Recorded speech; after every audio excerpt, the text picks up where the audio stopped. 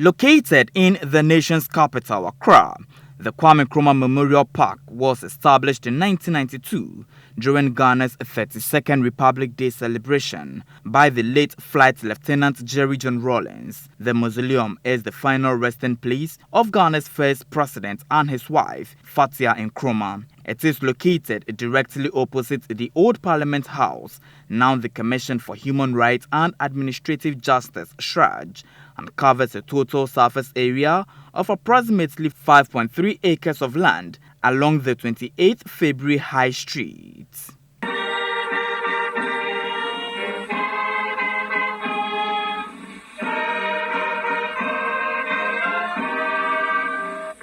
On this 32nd anniversary of Ghana's Republic Day, we are laying Dr. Nkrumah's remains to rest at the site of his greatest triumph.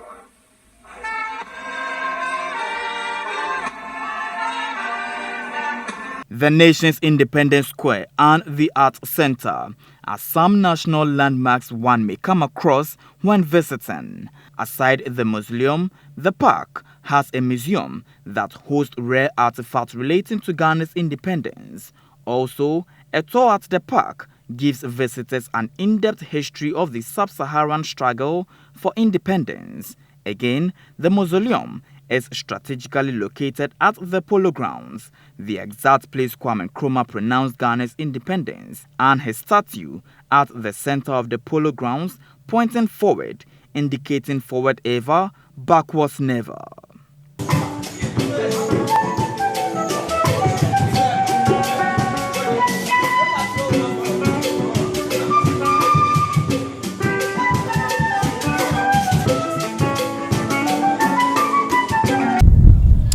And so this structure located at the Kwame Nkrumah Memorial Park houses the remains of Ghana's first president, Dr.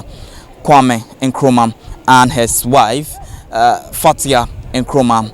Dr. Kwame Nkrumah is a Pan-Africanist who stood for Ghana's independence and also the liberation of the entire African continent. Indeed, in the history or in the Ghana month period, he is one of the most iconic individual who comes to mind and ought to be celebrated.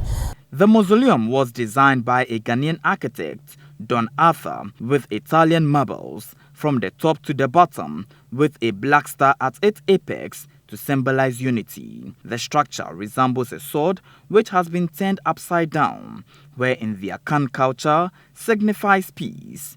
Perhaps others also view it as unuprooted tree, signifying the unfinished works of Kwame Nkrumah.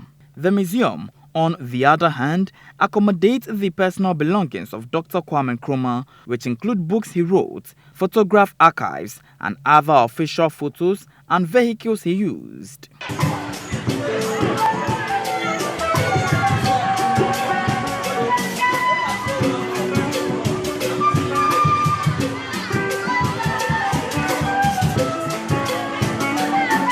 History has it that Fatia Nkrumah, before her demise on 31st May 2007 in Egypt, wished that she should be buried near her husband, so she was buried near Nkrumah. Artistically, there are two springs of water on each side of the pavement or walkway, which has 7 birds squatting statue horn blowers filled with water, where it flows beautifully as a fountain and beautifies the facility. The constant flow of water represents a living Nkrumah who never dies.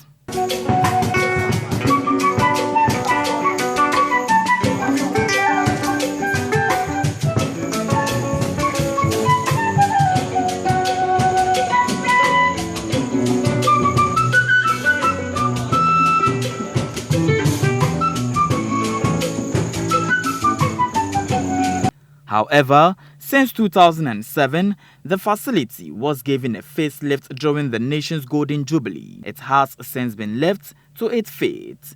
TV Africa, in a visit to the facility, realized that the fountain had dried up, with some pipes and metal structures corroded, making the beauty of the place gradually deteriorating.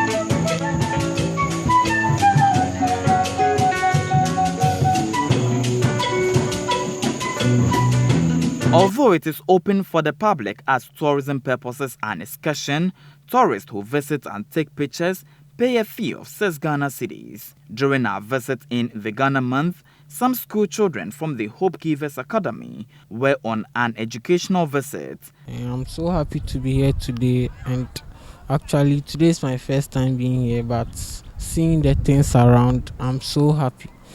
And I think this has been an advantage to me to learn many things here also. Yeah. I've finally seen his grave, Dr. Kwame Nkrumah's grave, and his wife. And I also learned that his wife made a wish to be buried beside his husband.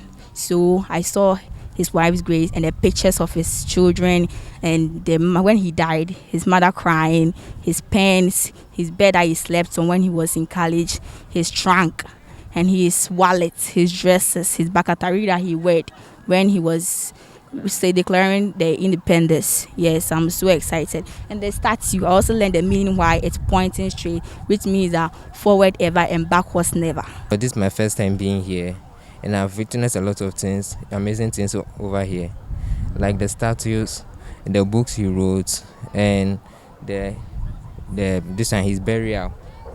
This one, like for example, the statue means this one, forward ever, backwards never.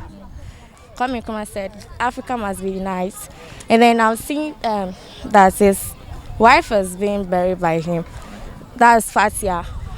So I've not been here before, so I'm very excited to be here. Yeah. Really, to be frank, I didn't really know he wrote lots of books. It has really encouraged me that I also want to grow up and write books just like him. Yes, and I'm really happy that he stood up for his country. He was a really brave man, and I also want to be just like him, brave and also fight for my country. The head teacher of the school urged educational institutions to embark on such educational visits to make what they teach the students very practical to them. Yeah, it has been fruitful. And what motivated all this excursion is because they study social studies, and they've been hearing about this iconic man in the name of Dr. Kwame Nkrumah. So we brought them here to at least see things he did and other things that he left behind. So it will be a history for the kids to keep in mind anytime and anywhere they go. The Kwame Nkrumah Mausoleum and Park remains the only destination that has rich history about Ghana's first president and an avenue for revenue generation through tourism. Hence, a passionate call is made onto the Ministry of Tourism, Art and Culture, Ghana Tourism Authority, the Ghana Museum and Monument Board, and all relevant stakeholders to revive the facility for greater prospects. Reporting for TV Africa News, my name is Christopher Atitso.